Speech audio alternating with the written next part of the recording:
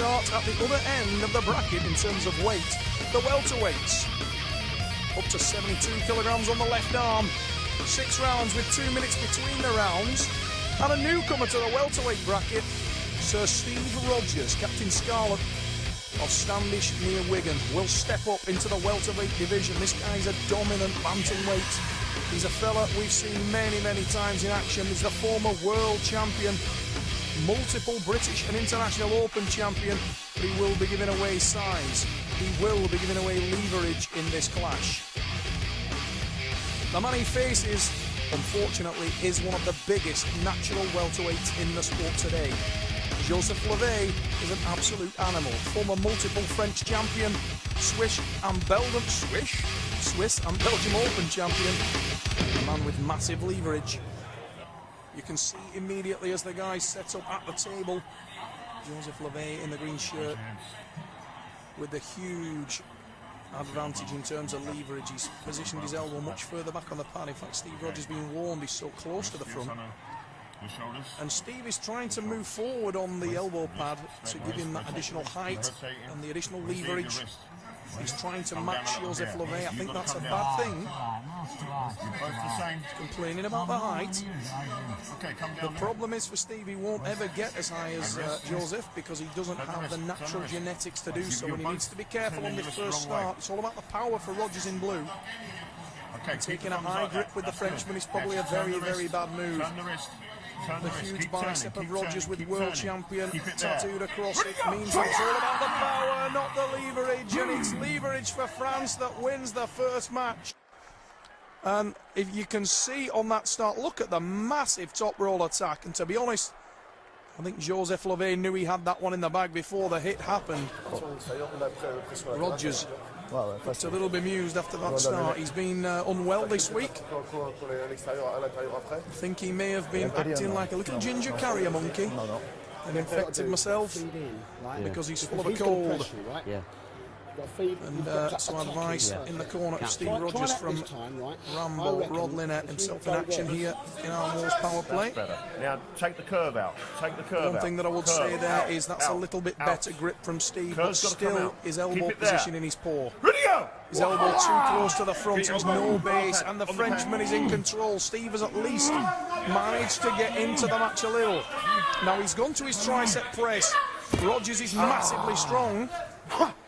We will move into the strap.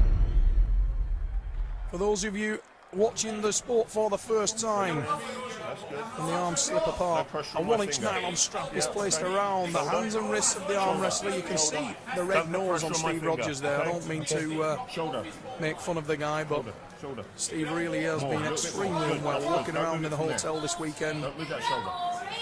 Hope it doesn't detract from his power too much, because this is an extremely proud athlete, a real warrior at the table, and massively strong, but he's in all kinds of trouble. LOVEI has cracked him within ½ an inch of the pad, and Steve now trying to work back, but he's being baited, and he will not get his power down from there. You can see that Jozsef LOVEI's hand position is too superior, and surely Steve would be better to let this one go.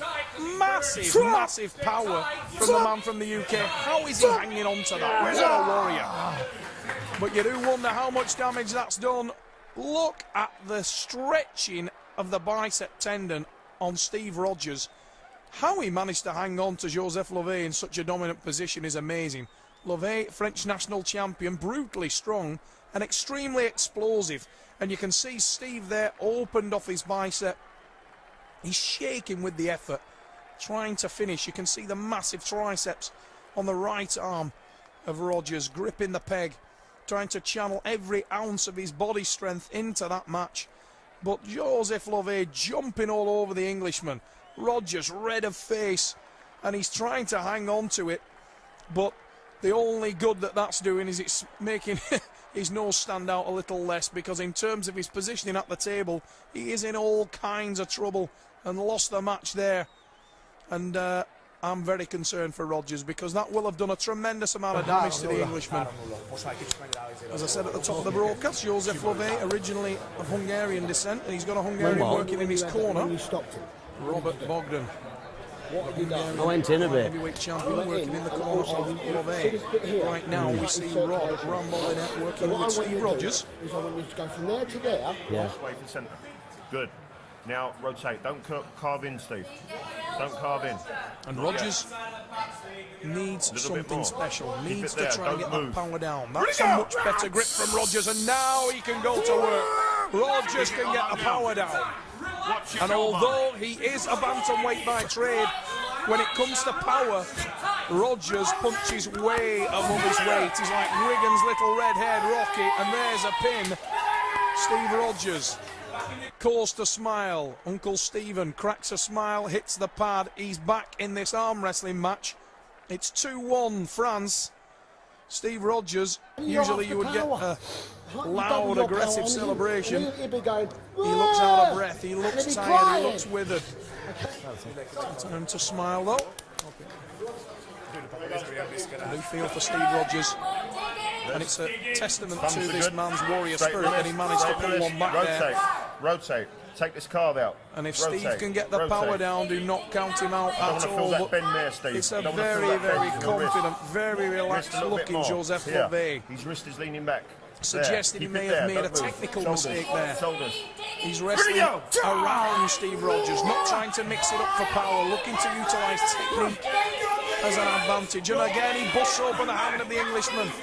The massive arm of Rogers trying to put into play there, but oh, it's a reversal from Jozsef LOVEI. The Frenchman takes it, and he was all over the hand of Rogers. You can see Steve Rogers shaking with the intensity there, trying to prevent the inevitable.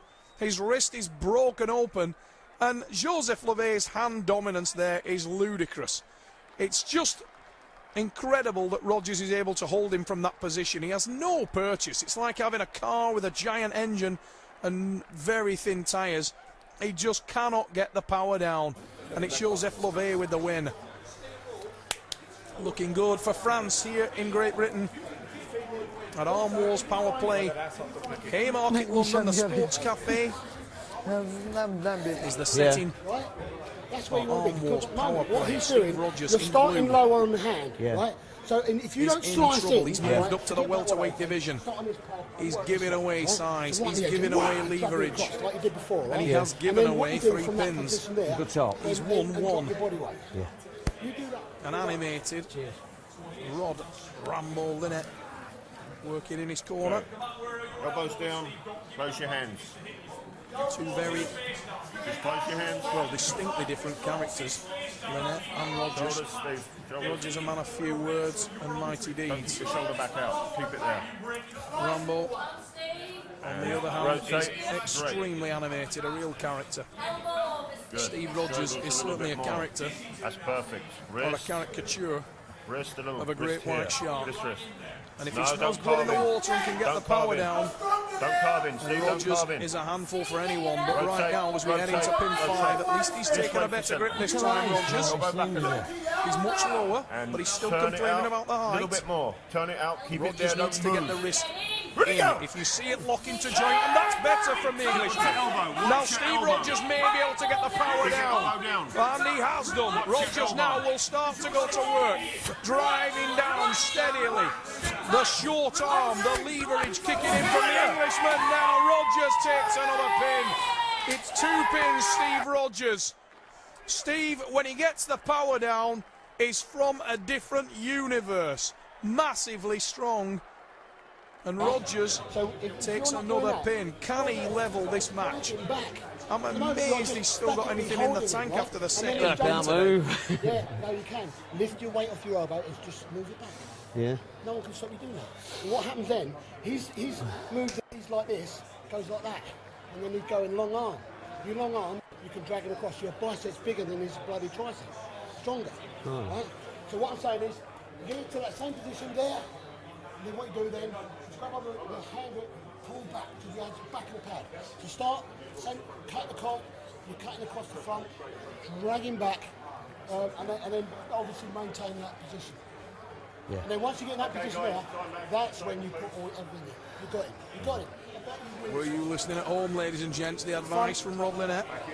I don't know much Steve Rogers would actually be able to do that. What Rod did forget there is that Steve, if he does drag back, will put more pressure on his own hand and wrist. And after that second pin, I'm personally very sceptical that he's got any strength left in the hand and wrist.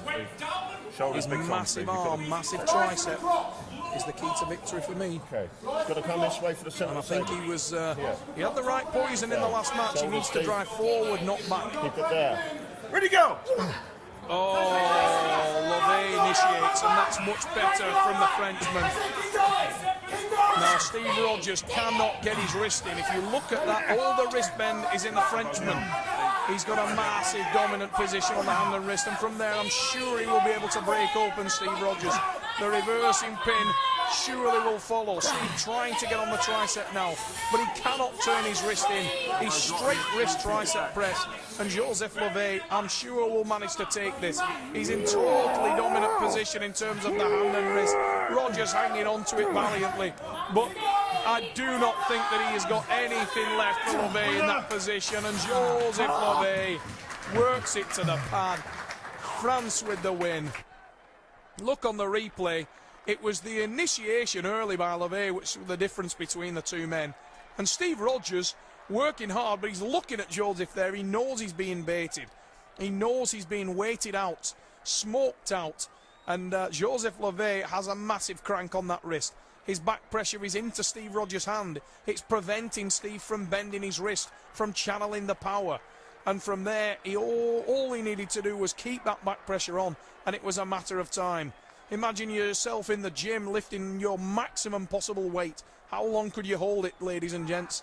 Maybe 20 seconds, maybe 30 seconds, but slowly, surely, it will burn you out. And that's the story of this pin. Jozsef LOVEI burnt through the Englishman, and he drove down for the win. 4-2 for France here in Arm Wars power play.